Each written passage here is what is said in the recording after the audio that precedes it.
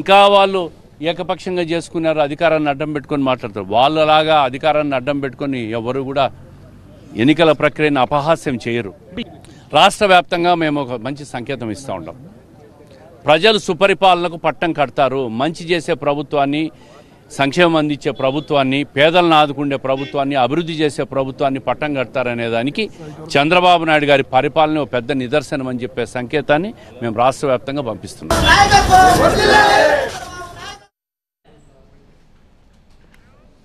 Pulivendula ZPTC ఎన్నికల్లో TDP ఘన విజయం సాధించింది. భారీ మెజార్టీతో గెలిచారు మారెడ్డి లతారెడ్డి. మనం చూస్తున్నాం స్క్రీన్ మీద.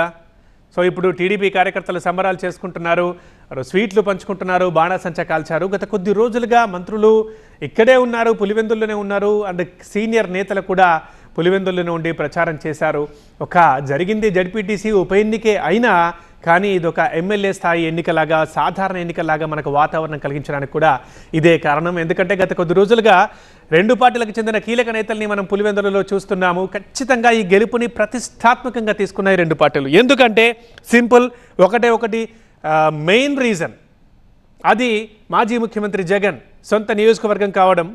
సో ఇందుకే ఈసారైనా సరే కూటమి ప్రభుత్వం ఇప్పుడు భారీ మెజారిటీతో అధికారంలోకి వచ్చింది కాబట్టి ఆ అభివృద్ధిని చూపించి ఇక్కడ మళ్ళీ ఖచ్చితంగా గెలవాలి అని ఛాలెంజింగ్గా తీసుకుంది కూటమి గవర్నమెంట్, మెయిన్గా టీడీపీ. సో ఆ క్రమంలోనే మారెడ్డి లతారెడ్డి బరిలో నిలిచారు. ఈమె బీటెక్ రవి సతీమణి, ఎమ్మెల్సీ బీటెక్ రవి సతీమణి. సో ఖచ్చితంగా గెలుస్తాం, ఈసారి గెలవాలి అని చెప్పేసి ప్రతిష్టాత్మకంగా తీసుకొని ఇంటింటికి ప్రచారం చేసి ఇవాళ గెలిచి చూపించింది తెలుగుదేశం పార్టీ. సో గెలుపుకి ప్రధాన కారణం అదే చెబుతున్నారు, అభివృద్ధి మాత్రమే మా ఎజెండా, అది మాత్రమే చెబుతూ మేము ముందుకు వెళ్ళాం. ఎవరి మీద మాకు ప్రతీకారాలు లేవు, ఎటువంటి రివెంజ్ లేదు, రివెంజ్ పాలిటిక్స్ కూడా మేము పాల్పడలేదు. మేము చేసిన అభివృద్ధిని ప్రజలకు చూపించడం అండ్ పులివెందులలో ఒక ప్రజాస్వామ్యమైన వాతావరణం కల్పించడం. అంటే ప్రజలందరూ స్వేచ్ఛాయుతంగా ఓటు వేసే వాతావరణం కల్పించడం అన్న రైట్. ఇక ఇక్కడ పులివెందులని టీడీపీ కైవసం చేసుకుంటే ఒంటిమిట్టలో కూడా టీడీపీ ఆధిక్యంలోనే ఉన్నట్టుగా తెలుస్తుంది. అది కూడా భారీ ఆధిక్యమే. మనం చూస్తున్నాం స్క్రీన్ మీద. ఒంటిమిట్టలో కూడా టీడీపీకి అభ్యర్థి ముద్దుకృష్ణారెడ్డికి 4632 ఓట్లు పోలాయి ఇప్పటిదాకా. ఆయన 3420 లీడ్తో ఉన్నారు ప్రస్తుతానికి. అక్కడ 10 టేబుల్ ఉన్నాయి, 2 రౌండ్లలో జరుగుతుంది కౌంటింగ్. అక్కడ 24,000 మంది ఓటర్లు ఉన్నారు, అందులో 20,000 దాకా ఓట్లేశారు. అందులో ఇప్పటికే టీడీపీ అభ్యర్థి ముద్దుకృష్ణారెడ్డికి 4632 ఓట్లు వచ్చాయి. 3420 ఓట్లతో ఆయన ఇప్పుడు ఆధిక్యంలో కొనసాగుతున్నారు. సో ఇక్కడ కూడా విజయం దిశగా సాగుతున్నారు అని మనం చెప్పొచ్చు. ఎందుకంటే జరిగింది జడ్పీటీసీ ఉప ఎన్నిక. సో కొన్ని గ్రామాల పంచాయతీల పరిధిలో జరుగుతుంది.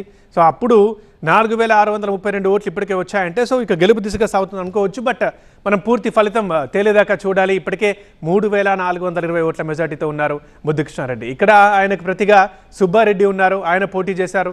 సో ఇక్కడ కూడా 11 మంది అభ్యర్థులు ఉన్నారు ఒంటిమిట్టలో కూడా.